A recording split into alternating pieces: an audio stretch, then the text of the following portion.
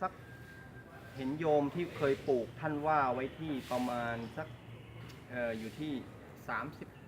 30-40 ปี30 กว่าปีหรือไงเนี่ยแล้วก็ไม่ใช่ต้นที่ตายนะเป็นต้นที่ว่ายังเรียกอะไรยังดีอยู่อ่ะแต่ว่าโดนลมนะโยมเนาะโดนลมก็เลยพาดใส่หลังคาโบสถ์พระอาจารย์ตอนนั้นลมมากี่โมงครับลมมาประมาณชั่วโมงกว่าที่แล้วโยมชั่วโมงกว่าที่แล้วแล้วก็ตอนนั้นอาตมาอยู่ในโบสถ์เนาะ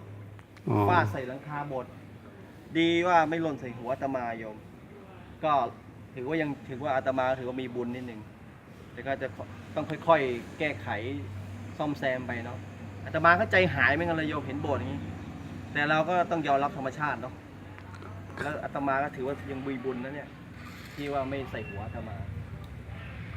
แต่ว่าก็คงงานช้างนี่อาตมาเพิ่งซ่อมเสร็จไปเมื่อวันนี้เองนะเพราะว่าเมื่อ3-4 วันที่แล้วพายุพัดศาลาทางนู้นพังถล่มเหมือนกันนะครับตรงนู้นก็เพิ่งซ่อมเสร็จนะพอผ่านไป4 วันตรงนี้โดนอีกโยมโดนอีกนี่หนักกว่าตรงนู้นเพิ่งซ่อมเสร็จก็อย่างว่าธรรมชาตินะโยมเนาะ